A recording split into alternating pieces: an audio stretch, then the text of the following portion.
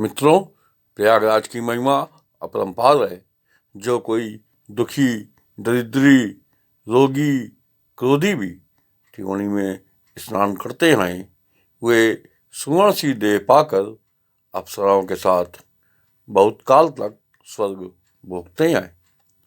तीर्थ में जाकर मनुष्य को उचित है कि इंद्रियों को वश में करे, जूता न पहने, गायत्री मंत्र को जपे, एकादशी आदि का उपवास करे, तेल न लगावे, यथाशक्ति दान करे, दान ग्रहण न करे, क्रोध को छोड़ दे, वही तीर्थराज के फल को पाता है। हम आपको अस्थि विसर्जन की कथा भी सुनाएंगे। मित्रों, हम प्रयागराज की महिमा का गुणगान कर रहे हैं। तब तक आप भी हमारे चैनल को बहुत सुंदर जानकारी पाने के लिए सब्सक्राइब कीजिए।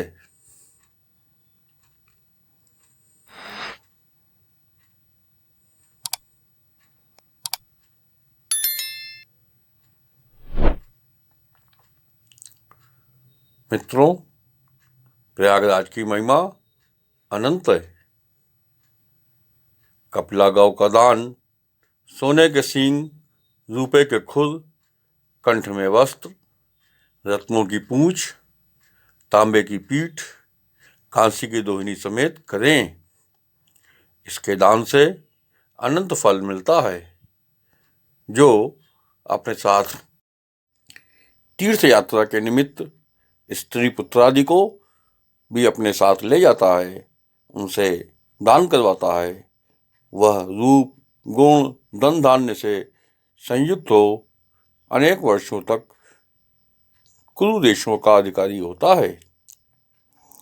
तीर्थ में स्नान करके मुंडन करावे और देवताओं व पितरों का तर्पण करे। अक्षय वट के नीचे जाकर जो प्राण त्याग करता है, वह सीधा शिवलोक को जाता है। प्रयाग से पुनीत तीनों लोकों में कोई और तीर्थ नहीं है। तीर्थराज के नाम सुनने से, संकीर्तन से, मृत्तिका लगाने से मनुष्य घोर पाप से मुक्त हो जाता है।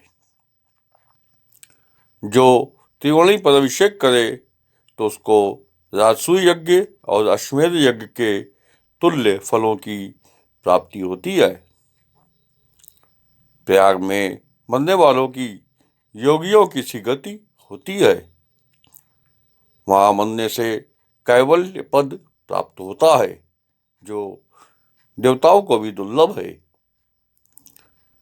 जितेंद्रिय श्रद्धालु ऊपर के सब लोगों के सुख को भोग कर इहलोक में राजा होता है। सातों दीपों का राज्य भोग कर फिर प्रयाग में मरकर वैकुंठ में भगवान के समीप निवास करने का अधिकारी होता है। वह पुरुष अपने कुल की 20 पीढ़ियों को तार देता है। मित्रों, 5 योजन लंबा चौड़ा प्रयाग का मंडल है।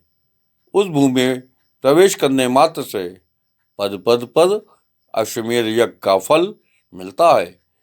जो वहाँ प्राण त्यागता है, उसकी 7 मृत पीढ़ी और 14 आगे होने वाली पीढ़ियाँ तर जाती हैं। जिस प्राणी की हड्डी त्रिवेणी में पड़ जाए, वह सदा स्वर्ग जाता है। इस संबंध में एक कथा इस प्रकार है। विंध्याचल के जंगल में एक पापी व्याध रहता था।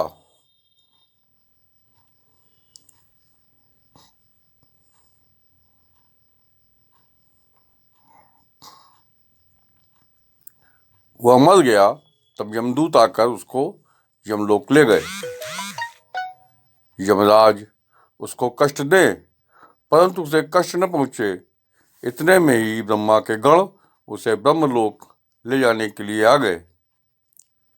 यमराज के पूछने पर ब्रह्मा जी ने कहा कि एक यात्री अपने पिता की हड्डियां डिब्बे में लिए जा रहा था।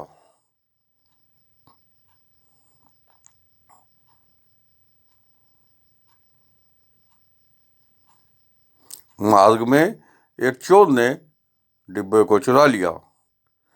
चोर ने जब आगे जाकर डिब्बे को खोला तो उसमें सिवाय हड्डियों के और कुछ न मिला, तो उसने हड्डियों को वही फेंक दिया।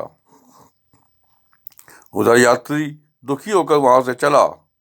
चलते चलते उसे हड्डियां मिली।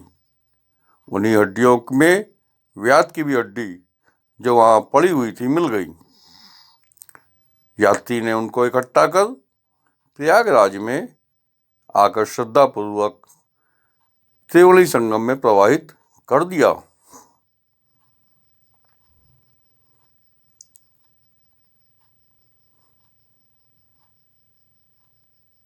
इस प्रकार यमराज जी प्रयाग में इस व्याध की हड्डी गिरने के कारण यह व्याध मेरे लोक के योग्य हुआ।